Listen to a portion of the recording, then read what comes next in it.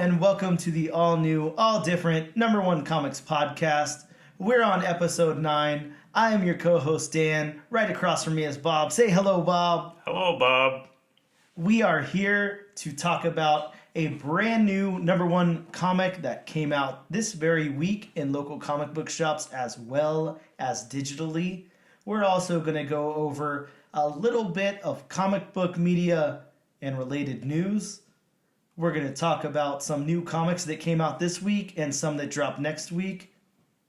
And we'll also be announcing the book that we're going over next. We're going to take a quick break, and when we come right back, we're going to be going over Stoneheart, written and drawn by Emma Kubert. We'll be right back.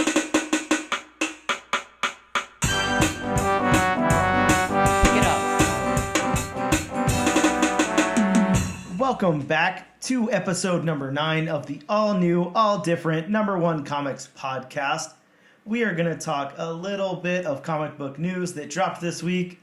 I feel like a broken record, Bob, but there's honestly not that much. A very light news. James Gunn just stole everything. After that, the comic book news just died. It's honestly no joke. It was, I know I've said this before in previous episodes. You and I have talked about this personally and everything, but there used to be comic book news, multiple outlets dropping every single day. There was news out there just nonstop. You were hearing about things getting optioned, characters, castings, new books, all this kind of stuff. And now we're lucky if somebody says that their project that's been in development hell for 3 years has been canceled. Now it's all speculation. It pretty much is. Don't worry, guys. The Blade movie will be coming out in theaters tomorrow. Hope you got your tickets. Get excited. Eventually it will come out. Well, that's what they say. Just like that Spawn movie. They're both coming out. Don't worry. Jamie Foxx is playing Blade and Spawn, so at least there's that. That's why it's taken so long to come out.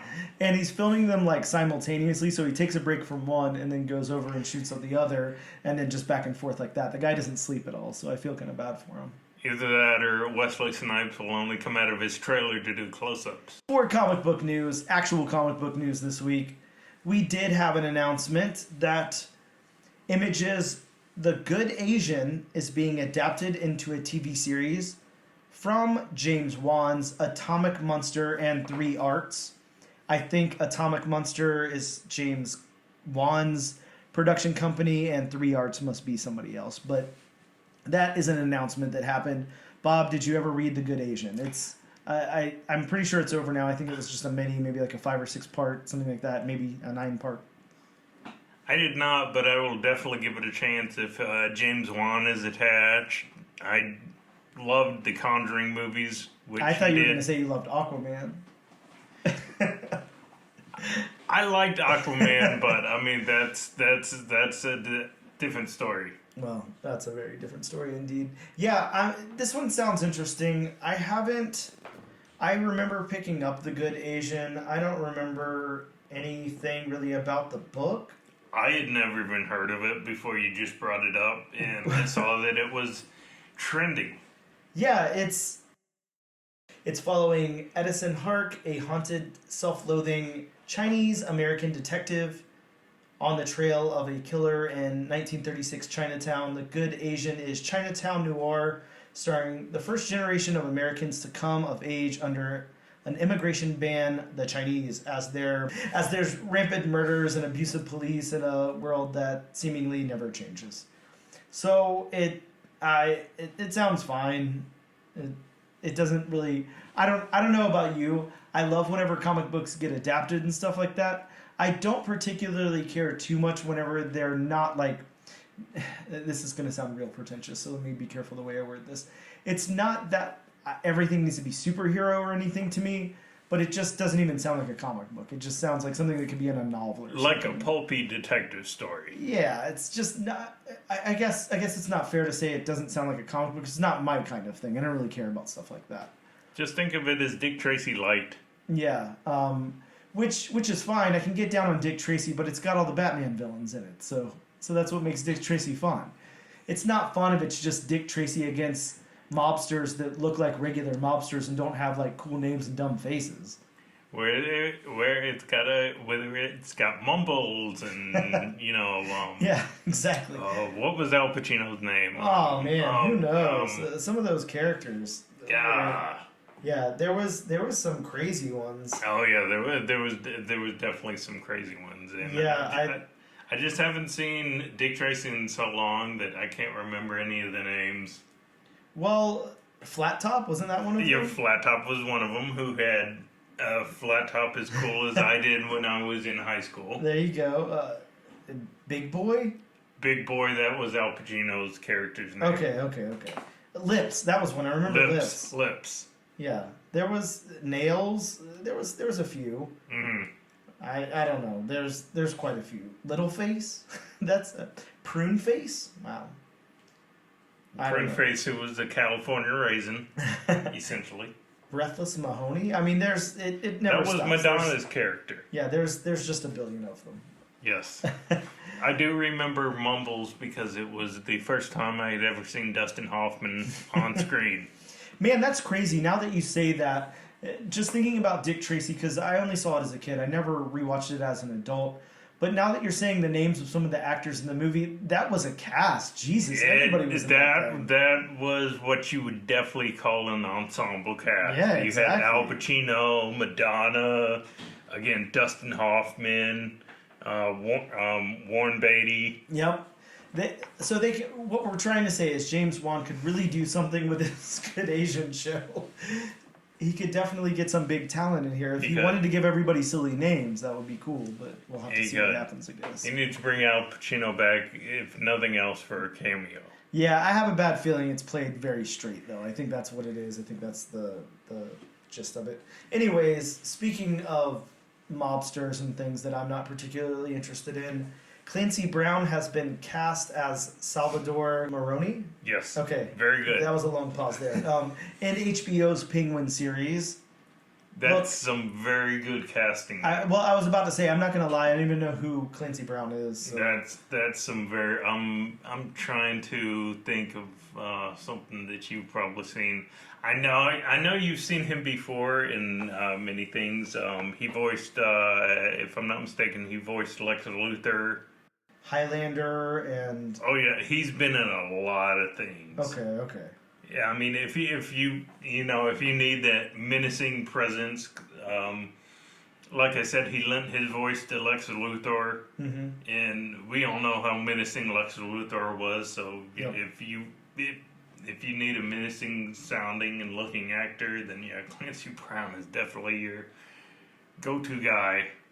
He was in Starship Troopers. I love that movie. I don't know about you, but that's a fun movie. Very campy fun. Yeah, that's the sequels. Yeah, I don't remember what I saw in the sequels, but it was definitely a good. The first one was good. The last little bit of news I have, the last thing here is John Barenthal. He will be reprising his role as Punisher in Daredevil Born Again. I'm so glad Marvel is keeping him. Yeah, I was gonna say, I wanted your thoughts on that. I really like that Punisher series. Sounds like you did too. Of course, we got this is great news. I gotta say, and I might be in the minority here, but before Barenthal, I thought Thomas Jane. I honestly thought he did a really good job. Okay, yeah, he was cool. He was cool as the character. But then, John Barenthal, which at the time we only knew him from, or at least I only knew him from playing Shane on The Walking Dead. Yep. So that's the only thing I had to go off of. But his version of the Punisher, he just knocks the character of Frank Castle out of the park. Yeah, and it's funny that you say that because I think that my problem with him at first when he first got cast as Frank Castle was I just had that experience of him in The Walking Dead, and I don't know why. Don't ask me why, Bob. I have some trouble separating like a bad character from the actor sometimes, and I just didn't like him. Like I was not excited. You didn't like Shane? No, I didn't want him to be Punisher, and I was upset. But then I saw him in the role, and he was really good, so I liked it. But yeah, I didn't like his character in Walking Dead at all. I wasn't a fan. Yeah, that's cool though. I am excited about that. Bob, did you have any news you needed to go over? Not really much news. I just had one little tidbit that I wanted to share that, I thought was kind of cool, and Dana and I talked about this, well before the podcast. And I just wanted to say, anybody who, has access to the channel of Vice TV, whether it be through cable or streaming services, I actually have it through Hulu Live TV. There's a series called Icons Unearthed, and they've done one they started with Star Wars. They did one on The Simpsons. They did one on The Fast and the Furious. And now they're starting one on the Marvel Cinematic Universe. Sounds so cool. It is. And it's basically, they take each franchise and they usually break it down to like 6 or 7 episodes. Mm-hmm. So they start from the very beginning, and then they'll go towards, the end. And this first episode, it basically talks about, the, starting days with Jack Kirby, Joe Simon, Martin Goodman is editor, and then it goes basically to the fire sale, the dark days, mm-hmm. I would call it, at Marvel, and how it was sold off so many times, and, all the characters being sold off. And, it, of course, along the lines, you find out all these facts you had no idea about, mm-hmm. At Marvel. And it goes to, the great film Howard the Duck. Everybody's favorite MCU film. And then it goes into, how Marvel figured out, through Blade, hey, comic book movies work. Mm-hmm. I mean, we can make, these characters into movies. And, of course, we know where the MCU is now. I mean, over 10 years later, look how many fans they've made. So, definitely, if you have access to Vice TV, I would definitely, recommend you checking this series out. Yeah, it sounds really cool. It sounds like a more in-depth kind of... What was that series that Netflix did with the toys and the toys that made us and the movies that made us and stuff like that? Yeah, I really liked those a lot, but this sounds a little more episodic. Like it really goes in deep. I think the thing that I love finding out information about things that I like a lot, and I love when they go really deep. I kind of, not to say that I don't appreciate the effort or whatever, but sometimes some of those shows, especially like the movies that made us, I watched, episodes of that, like the one on Halloween and stuff like that. I'm like, I already know all of this. Go deeper. I want to know more about this. So it sounds like they go a little deeper. There is one tidbit about the character of Howard the Duck and who was supposed to provide the voice that will really shock you. So you're not going to tell us, is what you're saying? No, I'm not going to spoil it for any of our listeners. Damn. Well. You heard it. Call to action. Go check out Vice TV Icons. It's called. It's on Vice TV. It's called Icons Unearthed. Icons Unearthed on Vice TV. Go check out the MCU stuff. I know I'm going to. I'm really excited about it. Guys, that's about it for news. We're going to take a quick break, and we will be right back to talk about some new comic books that came out this week.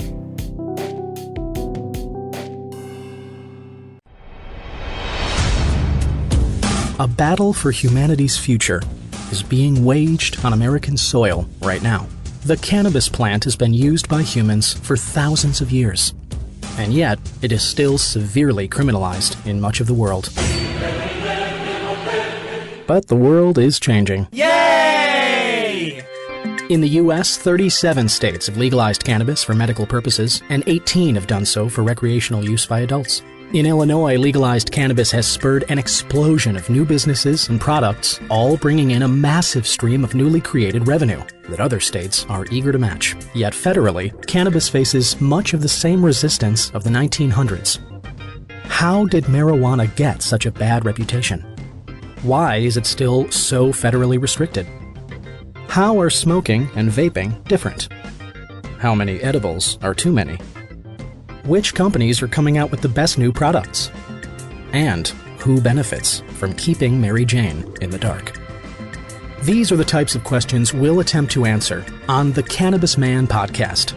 A thorough look at all things cannabis, from its history to its explosion in states that have legalized it. So look out for the Cannabis Man podcast, coming soon wherever you get your podcasts. We are back with the all-new, all-different #1 Comics podcast. We're going to talk about some comic books that came out this week in your local comic book shops, as well as digitally online. From Dark Horse Comics, we had a brand new #1, Clear, issue #1. Marvel had Bloodline, Daughter of Blade, issue #2. Amazing Spider-Man, issue 21, with the reintroduction of the Scribble Man. Avengers 66, which was sadly the conclusion of Jason Aaron's epic run. I'm so disappointed about that. Bob is heavily grieving right now, so if you guys need to send flowers, you know where to send them. Send them to Bob. We've got New Mutants Lethal Legion #1, with a new Lethal Legion with a female Grim Reaper. Scarlet Witch issue #3, with a first appearance of somebody that I'm not going to even try to say their name. We've got Star Wars Bounty Hunters 32, first appearance of Inferno Squad, as well as, if you got that C cover, it's got them on the cover as well. We've got X-23 Deadly Regenesis, which is the first appearance of Haymaker. From Image Comics, a new #1, which was a one-shot called Arc #1. And from DC, we've got Adventures of Superman John Kent, part of that DC... Dawn of DC. There we go. Dawn of DC. I'm prepared, I swear. Dawn of DC storyline. We've got Batman issue 133, which has a new Batsuit, and guess what? The Riddler gets a new suit as well.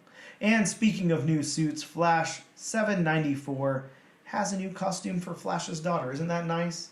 So is Oprah giving out suits now? I think so. Over at DC, everybody gets a new costume. Marvel's pumping out new characters. DC is pumping out new costumes. So it's everybody gets something new this week, and that's what we're going to go with. No more Lazarus Rising, is there? No, it's still happening, sadly.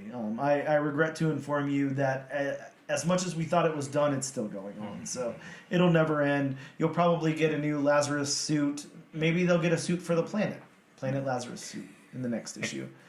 We'll be right back after this break.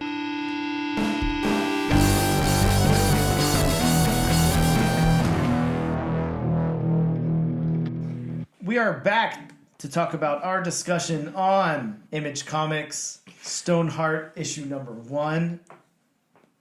Bob, this book opens with a map of Athea. Yes. We then see the Padlins of the North Estron Kingdom, and we're shown the Circle of Might, the leading Padlin council, as they discuss how a horrible incident happened with a young maiden who's a danger to them all. Yes, I guess one of their own just went total dark side. Just Berserker attacked something. Yes. Yes. We then meet a bunch of characters, and we get their first and last names as well as their ages for some odd reason. Haven't figured out why yet. We spend the next few pages vaguely stating that our character in question has done something really super bad, but we don't know what. Finally, we are introduced to her as Shade Whisperer, or maybe not, maybe Padlin Stoneheart, whose age is 20. She is one of the destined to surpass humanity and absolve the souls of Athena and break the world to create anew. She has been exiled, and as her memory is being wiped or whatever is happening there, a voice comes back saying, "Shade, remember me." Suddenly, our reborn lead character awakens in the back of a covered wagon, and we are introduced to Light Spring Canyon, where she's going to live out her new life as a blacksmith's apprentice. So we learn that her name is Shade Whisperer, and her age is 20, even though, again, I think that we already have learned that at some point.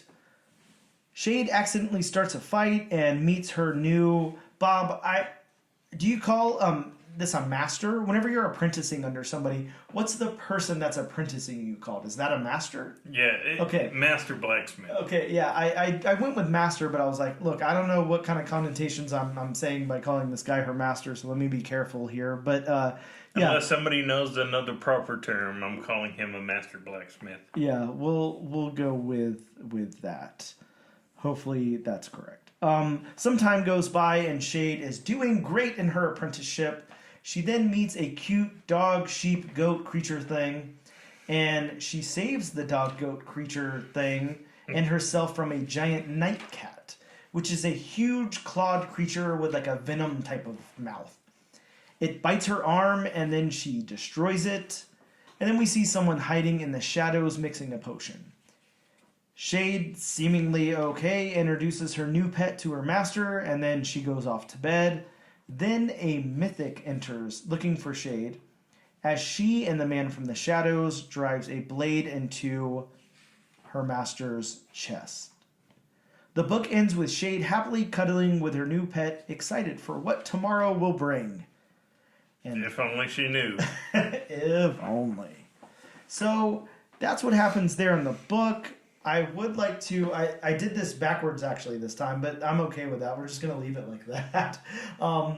I did want to go into the creator here, because this is all a singular creator. So Emma Kubert is...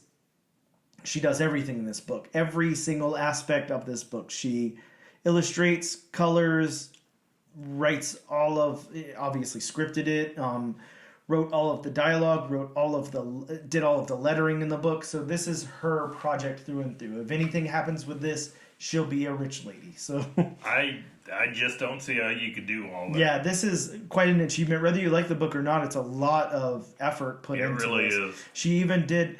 Now, if you notice, Bob, the cover has that appearance that you get from these kind of comics where, typically there's a cover artist that's different from the interiors. But it's her. She did this cover, and it also looks pretty different. So so that's pretty cool. I think. I think that what she accomplished here is, I don't know, it's pretty awesome. So you always have to applaud somebody who does that much work. Yeah, and there's a lot of detail in this book. But anyways, let's get into it really quick. This is all taken from her own website, so might not be completely up to date. It looks like she, has done some work on things like Inkblot and Radiant Pink. So Inkblot, I believe, is done. I don't think it's an ongoing anymore. Radiant Pink, obviously, in the massive verse over there at Image is still happening. So we're going to go into her synopsis. Emma Kubert is the artist behind Frank Miller Presents Pandora, and Image Comics, Inkblot, and Radiant Pink.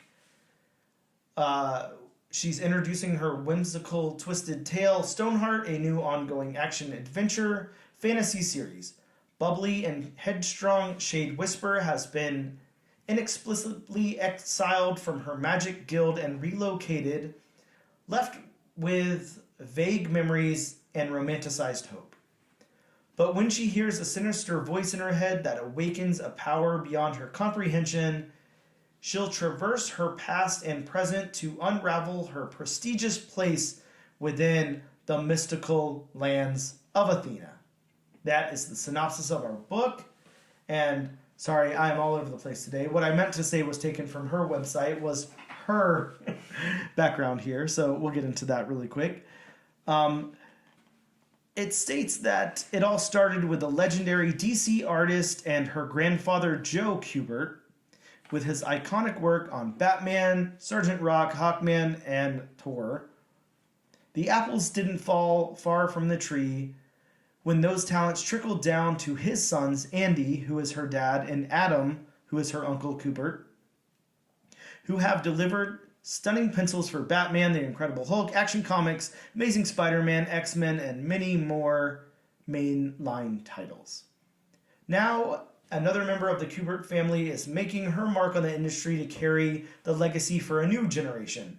Not me, Emma Kubert. She is a third-generation freelance comic artist, writer, and graduate of the Kubert School. I wonder how she got in there. Drawing and storytelling has been embedded in her even before she was born. So she has always had a passion for this industry. In the start of her artistic career, she freelanced for various companies such as DC, Dynamite, 20th Century Fox, and Image Comics. She has penciled, inked, and colored for DC Entertainment's DC Superhero Girls and Teen Titans Go, and drew layouts for the company's young adult graphic novel Raven. Currently, she is the co-creator and colorist and penciler of Inkblot, an ongoing high fantasy story about a mischievous black cat with the uncanny ability to do anything. So that is our creator, our singular creator here. We've gone over the synopsis of the book. I'm going to stop you there. I had no idea that was one big family. All of them are related. So I must say, personally, that is one talented family there. Oh, yeah. A grandfather, a dad, an uncle, and then her. And obviously we know her grandfather and father and uncle's work.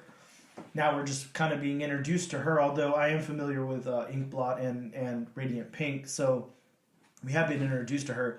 She's a great artist. She's a very good artist. She really is. It's going to be interesting to do this one because we're just talking completely about one person, so I think that's kind of cool.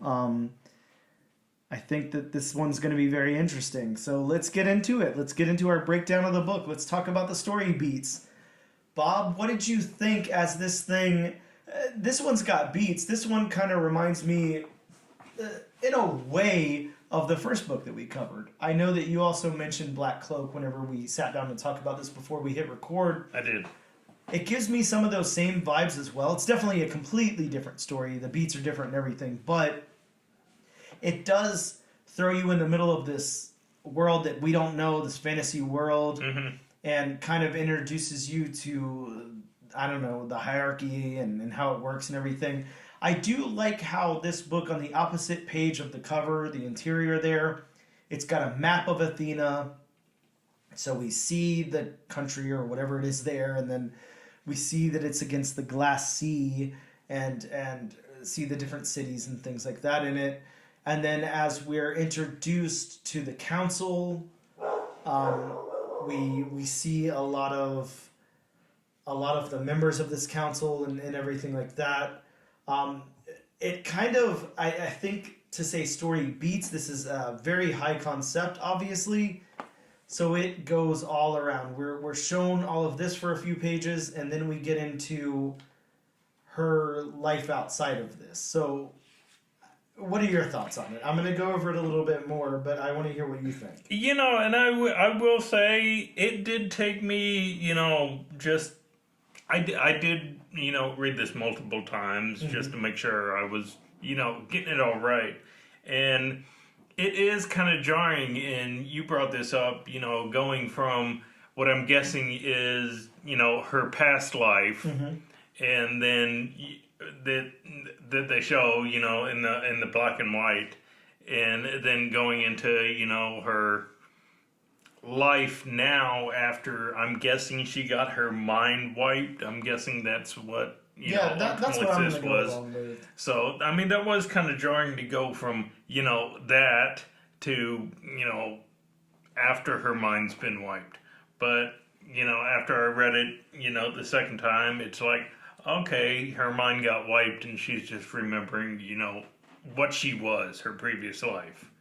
Yeah, and this is what I think. I think the first time I read this comic, it was very jarring to me. I couldn't really comprehend what they were trying to tell. Now as I read it the second time, now as I'm looking back on it and everything, and I guess what we have to explain to the listener here who maybe hasn't seen the book yet, the book opens with, I want to say, a good 8 pages or so. This all takes place in the, I don't know, Paladins, near the kingdom. Paladin. Yeah, sorry, Paladin. Near the kingdom there. She's obviously some kind of important. She's not just like a common folk or whatever, I guess, is what I'm trying to say. And as she's housed with all these people and the council's there and everything like that, this is all kind of sketch art looking. It's line work. There's shading involved, and there's grays and stuff, but there's not really any color except for maybe a little bit in the eyes and things of that nature.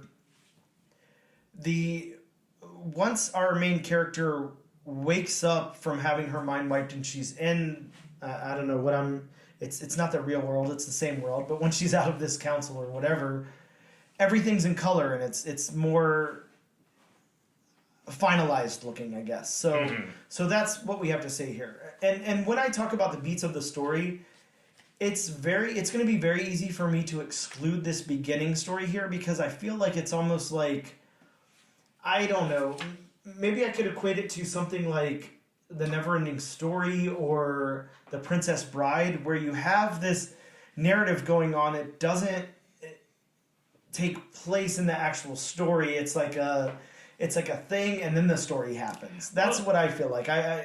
My mind wants to start the story at her waking up. Well, and the way I equate it to, and I think the best way, to equate it to is just the prologue in a movie. Yeah. Where it's just like, giving some background stuff and, this is what happened back then, and then all of a sudden it'll say, like it did in Avengers Infinity War, where it said 5 years later. Yep. It's kind of like, and later, this happened.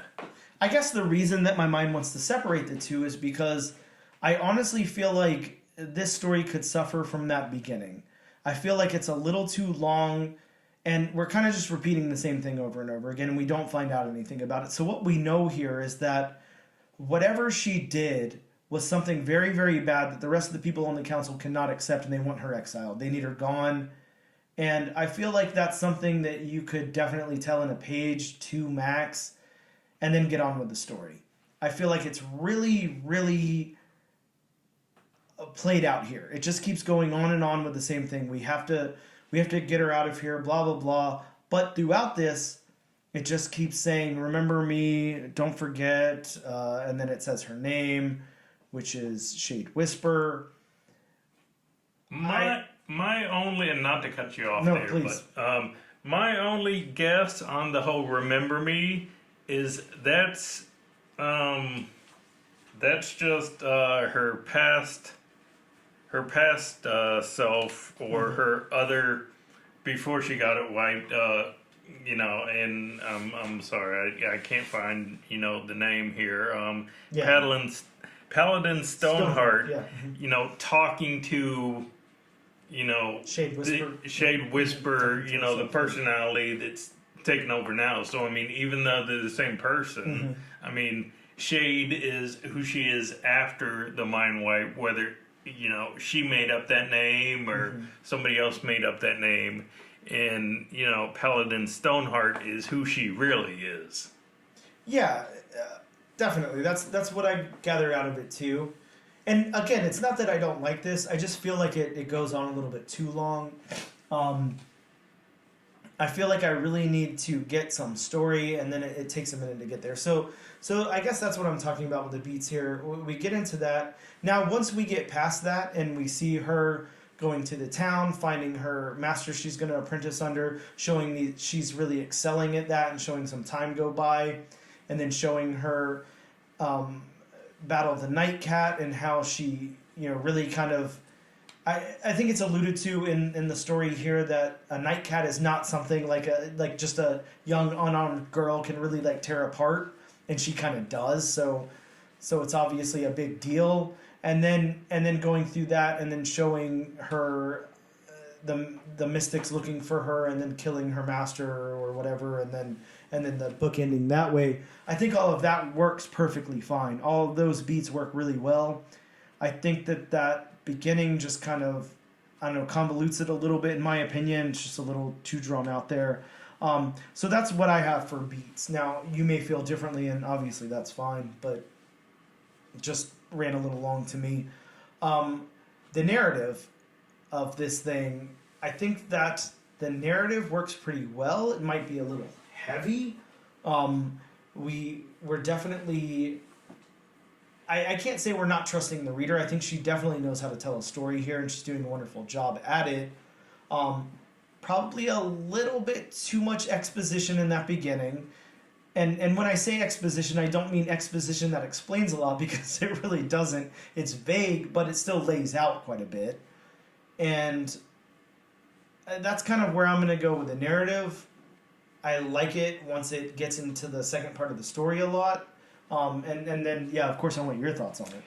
Well, and I enjoyed the narrative as far as I like those little, I guess you would say, equate them to the asterisk bubbles that Marvel has. Yeah, there was quite a few of those. Explaining what, everything is, like, this person is this person is this. Mm-hmm. And again, from a narrative point of view, I like how, even though, we're meant to figure out, they're the same person, that they both, I guess you would say, different personalities, whereas, of course, we don't, they don't focus on Paladin Stoneheart for too long. Sure.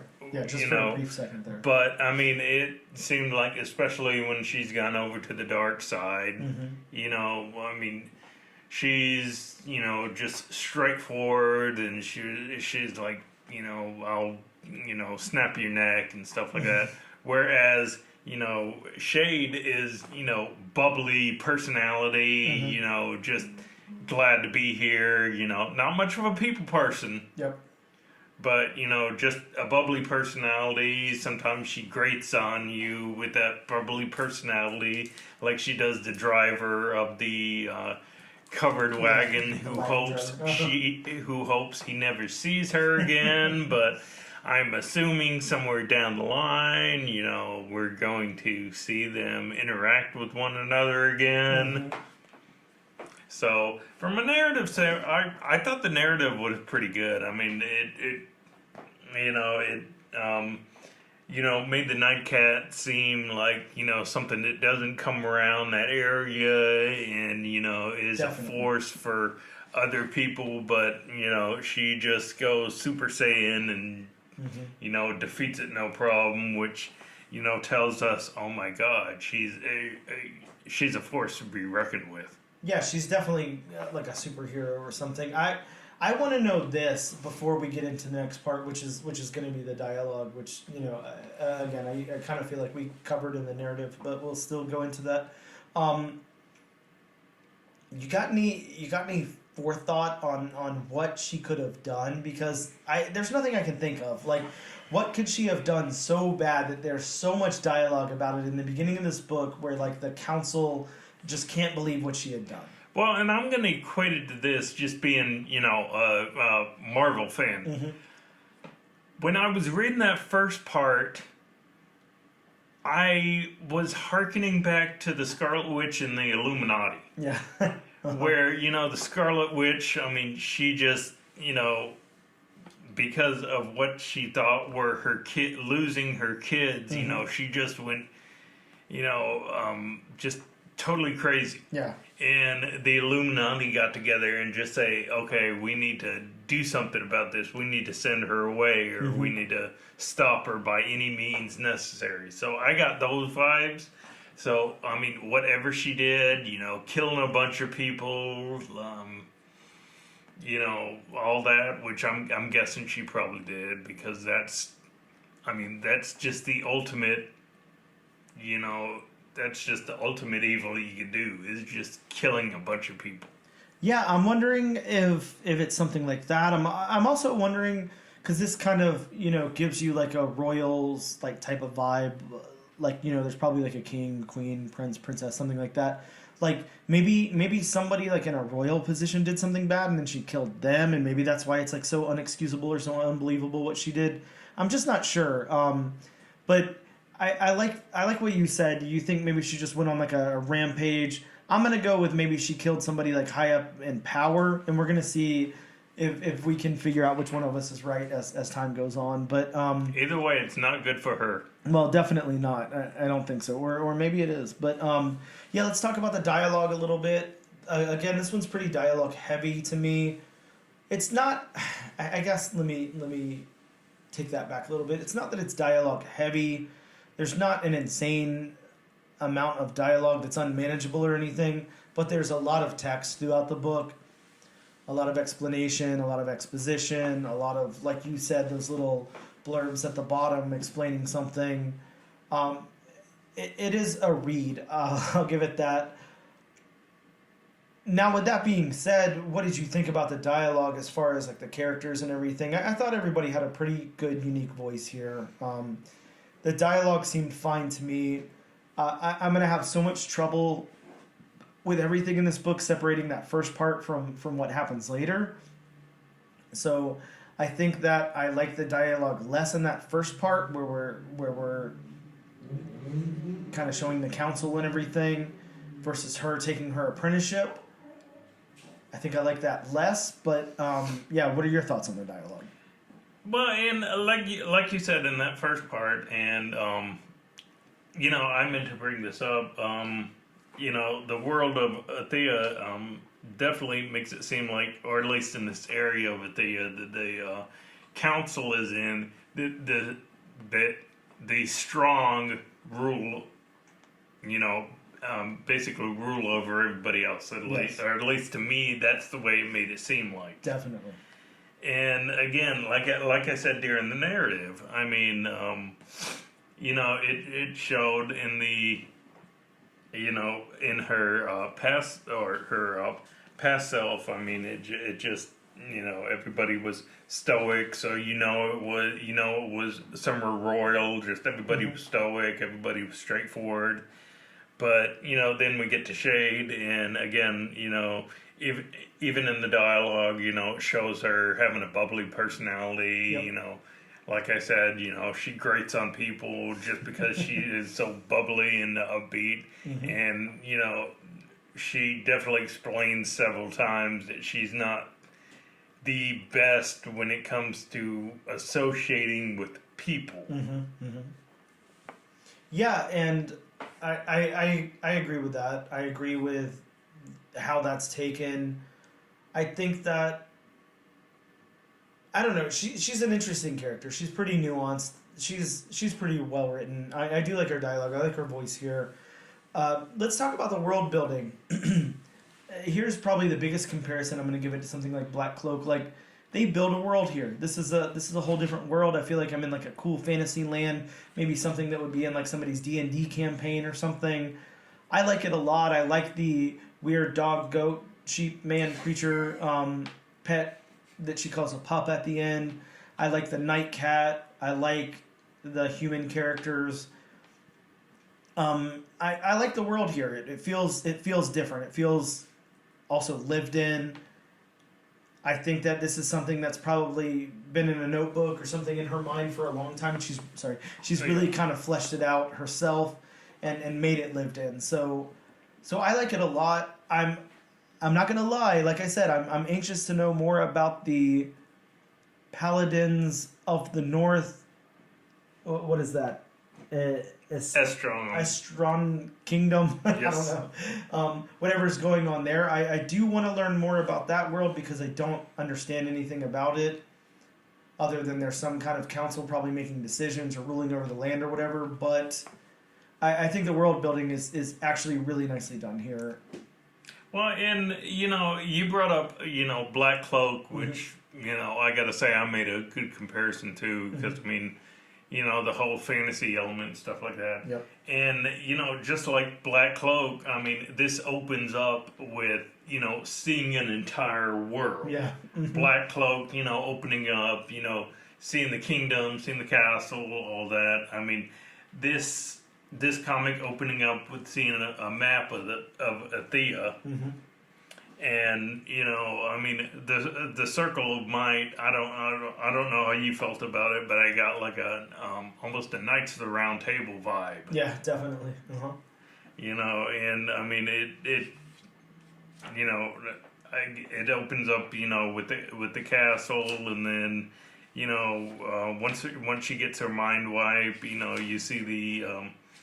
Late Spring Canyon in another part of Athea, and you see all the different sections basically You know, you've got these two sections which look like Mayan temples. Mm-hmm.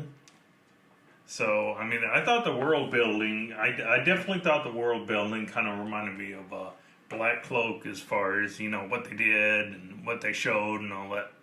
Yeah, they definitely built a world. I think, yeah, this is more centralized than something like Black Cloak was planning to be. Obviously, Black Cloak wanted like a whole, I don't know, world or whatever, and this seems a little bit more centralized unless it expands further throughout the series. But yeah, this is cool. It gives me, obviously, if you took something like a Renaissance fair along with like somebody's D&D campaign and kind of did something like that with it, I wouldn't be surprised if this started out as maybe her like D&D campaign or something that she had written herself. But I think it's cool. I do like this world that she builds here. I think that it works very well, and I agree with that. Let's go over to the art. Let's talk about the characters here.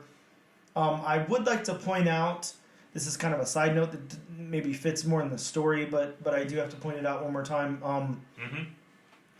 I want to know what the purpose of everyone's age is at the beginning. I don't really get it. Like, we don't do that as the story moves along. We don't see her master's age or anybody else's age. It's only there when we're in like with the council and everything.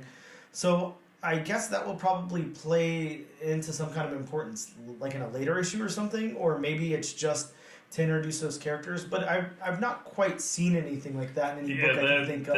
That's different, and yeah, it's usually just implied. Like what's you know. And I agree with you. I mean, I think that'll probably come into play in, you know, latter issues, however many issues this actually has. Yeah, and I'm guessing it's, since they only do for that one part, I'm guessing it only has to do with paladins. Yeah, it's got to be important to something like that. But yeah, anyways, let's go over the characters. There's a good amount of characters here. Obviously, only a few that we really focus on. Of course, the main, and then as she's apprenticing her master, and then just a few other people along the way, like you said, the covered wagon driver. We have a lot of characters in the beginning, but other than that, what did you think about the characters? Did you feel like everybody had like a unique voice here? Everybody had like a good like design and look to them. What were your thoughts on it? I do too, Bart. I thought the characters were drawn pretty well. I mean, you get like the covered wagon driver, master apprentice. You know they're kind of weathered, kind of know their stuff, have grown up in this place. And then you get, how they draw a Shade Whisperer, and, and there's an actual panel, she's wide-eyed, she's just, taking everything in, she's just, shocked by everything, and again, you can definitely tell by her interacting with the townspeople where it's kind of like, oh, you're in my way, please get out of my way, stuff like that. I'm late, I should have been here, already. So I thought they did a good job interpreting that. Yeah, and Bob, now that you have seen Shade Whisperer here, and you know that this is by Emma Kubert, let's show you a picture of Emma Kubert. Do you think that she's kind of drawing herself in a way? I mean, we got the kind of the same look, the red hair and everything. Oh yes, in a way she probably looked in a mirror and started drawing. Yeah, definitely. It's kind of the same vibe to it. So yeah, I thought that was kind of cool to point out. So yeah, I agreed. I think the characters work here. There's a good balance of background characters. There's I think the designs here and the faces and everything really fit the story, the way that this art comes to life here. And of course, naturally, or at least hopefully that would be the case given that she's doing everything in the book. So I think that that's fair to say. So what about the locations? We do have a couple of panels that I'm looking at right now that kind of suffer of what we talked about before, not really any background at all. It's just kind of lights and colors and things like that. I think they work for what they are. I don't have any problem with it. I think whenever we really need to see a location or a background or whatever, it's there. But there is a good mix of both throughout this.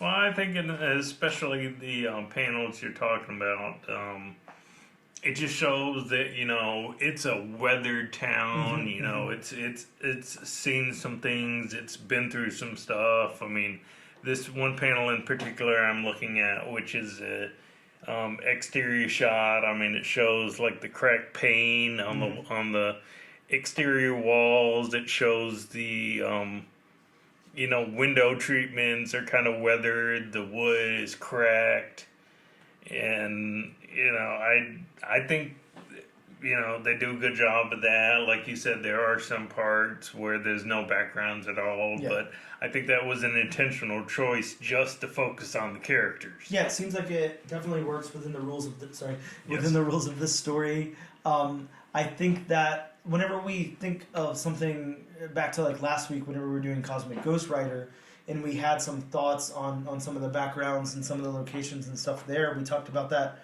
Wild Wild West town that really didn't look lived in at all. We kind of wanted to see maybe some paint chipping, some blood splatter, some alcohol spilt on the floor, something to make it lived in, and it wasn't. And whereas the Lake Spring Canyon is the complete opposite. Yeah. It's been lived in. You can see, you can see the chips. You can see the faded paint. Yeah, I think that she does a really good job with that. I think that she really kind of knows what she wants out of this town or whatever this location that we're in. So let's talk about the colors. I think that's really the last thing left. We're not going to talk about word balloons or anything. They're word balloons. They look good. But the colors, again, she did everything in this book. I'd like to point that out one more time. She scripted the book. She wrote the dialogue. She wrote the text and the word balloons in the book. She illustrated, colored, shaded. She did everything here. So how do you feel about the colors? How do you feel? I'm looking at a couple of panels right now, especially at the bottom of the page that you're on, where we really see some detail in the hair of the two characters talking. We're seeing some really cool detail in hair that I don't even think I've ever seen before that I really like. There's a lot of texture and stuff going on there. You got like a younger character with like maybe he's just starting to be able to grow some facial hair. You can kind of really see that on his face. The freckles and blemishes and stuff on her face really kind of pop. I like how her hairline's not like a hard start or stop anywhere, and it kind of it's more natural. I think that the colors here really, really work to an advantage for the story, definitely. Well, and for anybody who does read this book, I mean, like we've said before in this podcast, the first few pages there are no colors. Mm-hmm. So just keep that in mind when we're talking about the colors. The first few pages we're kind of doing separate because there are no colors. Yep. But I mean, as far as everything else, I mean, the colors pop like when you have her for forging. I'm sorry. And you see how hot she has to get things. The colors, tell you, okay, that's really hot. Mm-hmm. So I think the colors are done, beautifully. I mean, you can. I have no issue with the colors at all. Yeah, I think they work very well here. I think that all in all, this book works very well. Obviously, we're going to go into our question if we think that our listeners should move on to issue number 2. But I would like to point out, once again, Emma Kubert has done everything here. This is completely just her project. A lot rests on her shoulders, whether this is a success or not. And I would just like to point out, I really do think it is. I think that she nails it here. I have to be honest with you, I was lukewarm at best at first on this book. I liked the cover and I liked the name, and then whenever I opened it, I was not excited anymore.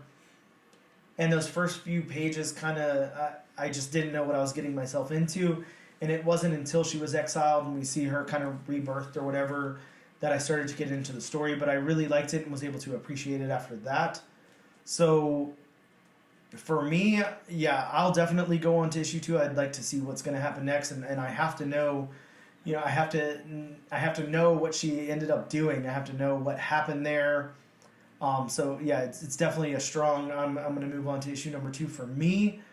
Bob, what are your thoughts on that? Well, if nothing else, I'm going to move on to issue 2, just knowing that Emma Kubert does everything in this book. Yeah. I mean, you have to support somebody, especially a comic book creator, who does everything, because nowadays that's unheard of. Oh yeah, absolutely. I mean, just imagine the work of just scripting something, or just illustrating it, just coloring it, just even something like just inserting all of the dialogue in word balloons. That's all of those are huge jobs in and of themselves, and she's doing all of it here. So but yeah, even that aside, I'm definitely moving on to number 2. I would definitely recommend people moving on to number 2, because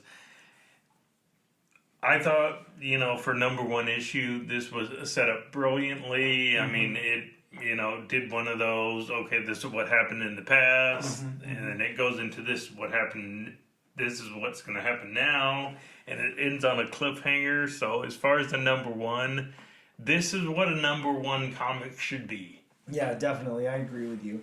Again, I'll say it one more time. I was scared at first with that opening. We talked about that. Yes. Yeah, it really hooked me in. So that's a win from both of us on kind of everything throughout the book. And I think that, yeah, definitely, if you're questioning it at all, move on to issue number 2. We're going to take a quick break, and we'll be right back to close this thing out.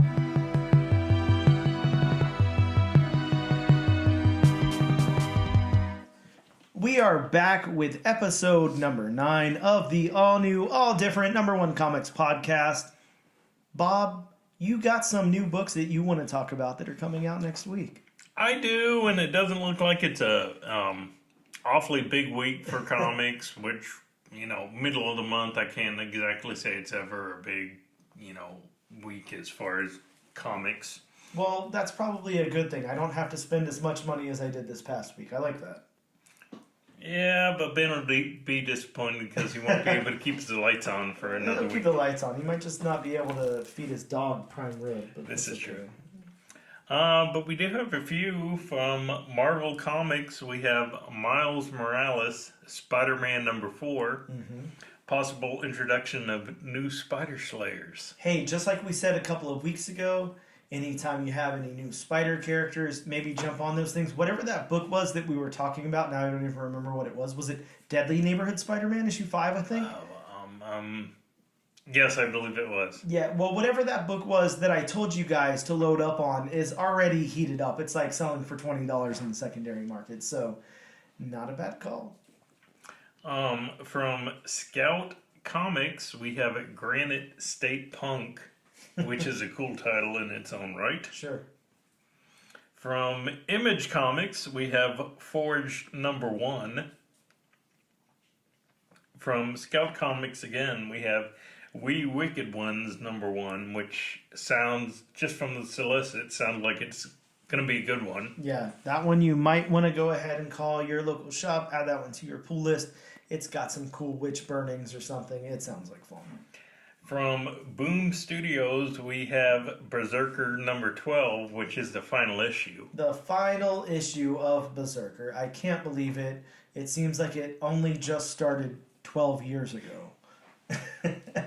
Keanu Reeves is so disappointed right now. Sorry, buddy. From Image Comics, we have, I'm guessing it's supposed to be No 1 number 1 or No /1 number 1, whichever one. From DC Comics, we have Batman: The Adventures Continue Season 3 number 3, which is just a fantastic read either of the seasons because it extends Batman the Animated Series, which of course, if you're listening, you were definitely a fan. Who wasn't? From Marvel Comics, we have Avengers Forever number 15, which unfortunately is the very last issue in the Jason Aaron run of Avengers Forever. Again, like I said, everybody, if you need to send flowers for morning, send them to Bob. He'll need them. Kleenex, whatever. From Marvel Comics, we have Hellcat #1. Man, I'm so excited for some more Patsy Walker. Like, what the hell? Why have we been lacking in the Patsy Walker department for so many years now? I used to love that Hellcat, aka Patsy Walker book. I thought it was amazing. I love her and every team she's on and stuff. She's a lot of fun. Plus, we get a first team appearance. Well, thank God. From DC Comics, and unfortunately, it's not dead. Bob's favorite. We get another Lazarus Planet, Revenge of the Gods #1. Can Lazarus Planet ever go to a #2? How long can this go on, DC? And it's nothing but #1s. That's it. Just #1s. Just a different title every time. Yes. Also from DC Comics, we get Multiversity. Harley screws up the DCU #1, which, just judging by the cover alone, looks like it could be a crazy good time. This should be a fun book. I agree. Then from DC, we get Superman Lost #1, which is going to be a 10-issue, I guess you would call that a maxi series. Mm-hmm. And from Image, we get 8 Billion Genies #8, the final issue, series finale. Yeah, I'm kind of sad about this one, but I think they'll come up with a second volume. This has I'm sure been they will. an absolute hit. It's been a great book, a really good read. I'm excited to see whatever adaptation they make of that. So, Bob, what book will we be covering next week on the podcast? From DC Comics, we will be covering Multiversity. Harley screws up the DCU #1, which will be a 6-issue limited series. That's right. We're circling all the way back around to DC. It seems like it was just yesterday when we did the new volume of Superman, but at last we have to cover this fun Harley book because it just sounds like lots and lots of shenanigans and lots of stuff for me and Bob to talk about. It does. It gives me Deadpool kills the Marvel Universe vibes. Yep, exactly. Where he just scrolls through the multiverse, killing different versions of himself. Absolutely. That's kind of what I was thinking too. Guys, I would like to throw out there, of course, if you're listening through Spotify, you can answer right there on the app. But if you're listening through YouTube or anywhere else, you can feel free to drop us a comment. You can go on our Instagram, our TikTok, our Twitter, whatever. Let us know if you have a suggestion of a book that you would like us to cover. That is how we found Where Monsters Lie, and it was a great suggestion. We're happy we went over that one. But we would absolutely love to hear from you. If you have a book that's coming out, please do. You'd like us to talk about, we would love to. So please throw your suggestions in the ring, and we will strongly consider them. Speaking of plugs for social media, we are at Instagram at ANAD_1 Comics Podcast. We're on Twitter at ANADNO Comic Pod and TikTok at ANAD1 Comics Pod. You can also find us under the comic book channel on YouTube. As always, please use the hashtag AllNewAllDifferentNation on your social media of choice to be entered in our weekly giveaway, where this week we're going to give away Images Stoneheart #1. So get your hands on this free copy. All you have to do is use the hashtag AllNewAllDifferentNation on your social media of choice. Thank you guys so much for tuning in. We'll see you next week.